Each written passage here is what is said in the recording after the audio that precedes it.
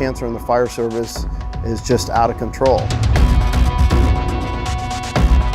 I was a firefighter for 33 years, and this is what I got from it. It was stage 3 cancer. It was wrapped around my vocal cords. Really strong effect on my whole family. They did a full removal of the cancer. They took out several of my lymph nodes, and they paralyzed my vocal cord. Not only do I have nodules on my thyroid, I also have gone to the dermatologist and I've been cut on with Mohs surgery on my forehead. I think the last bill I got from the hospital, the total was almost $750,000.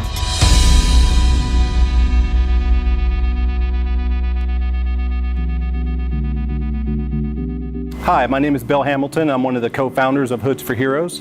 And before I tell you about the company, let's tell you a little bit about the problem that we're working on and why we're so passionate. 1 out of 3 firefighters is the current statistic of how many will actually get diagnosed with cancer in their lifetime.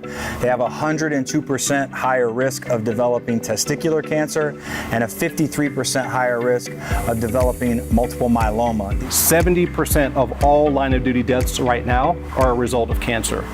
With these higher risk of cancer and the higher diagnosis of cancer, Hoods for Heroes is really trying to do our part to make sure that every one of these folks has the right piece of equipment, because really if they don't have it, it's truly unacceptable. We come from the world of high risk insurance, so we have an understanding of exactly how cancer and heart-related illness affect people just on a regular daily basis.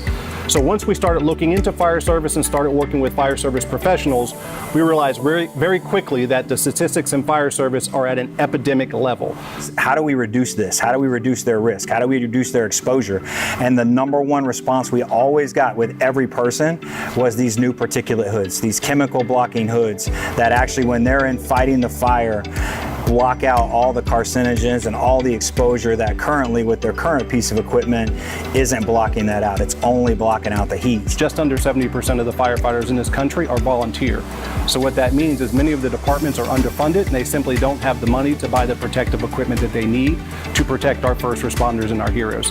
That's what Hoods for Heroes does, and that's why we're so passionate about our mission. Hoods for Heroes is a nationally registered 501c3 with the IRS, so we do take donations from corporations, and we are super excited about our mission. No mix hoods, they were great when they first came out. We thought they were better than anything else we've ever used.